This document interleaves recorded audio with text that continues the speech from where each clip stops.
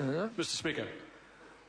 I call the honourable member Kennedy Graham. Thank you, Mr. Speaker. We in the House come to the end now of this critical exercise in repealing the Military Manoeuvres Act 1915.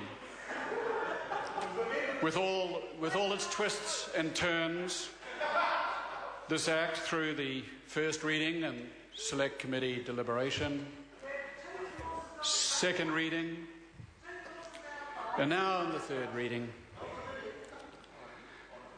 those twists and turns have characterised the passage of this bill that can only to have been good effect. It has allowed us an opportunity to express the collective wisdom of this House and insight into issues pertaining to military manoeuvres. It's not too much to say, I think, that the collective wisdom of this House has been spent on this bill.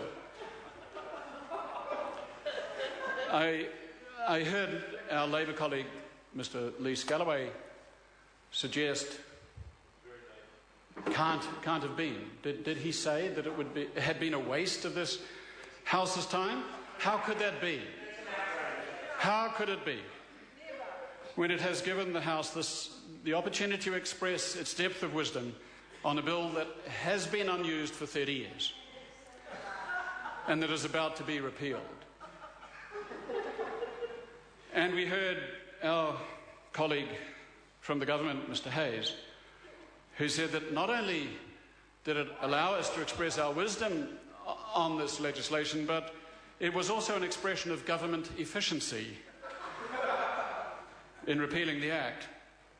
And we can only agree, because by removing this bill from the statute book, we can ensure that there is no chance of it being used for the next 30 years as well. And Mr. Speaker, I now feel obliged to advise the House that, notwithstanding that in the second reading I had floated the notion of introducing a member's bill to bring it back in, the burden of this debate has now persuaded me against that line of approach. And so, no.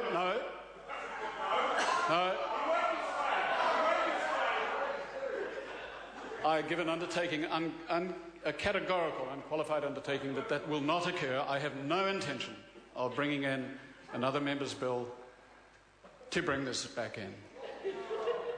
The House has spoken. The Green Party joins others in supporting the repeal of this bill. It is with a light-hearted feeling of cooperation and unity that is unsullied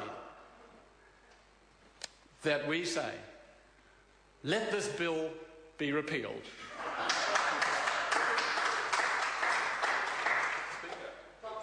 I call the honourable member Dr. Paul Hutchison. It gives me great pleasure to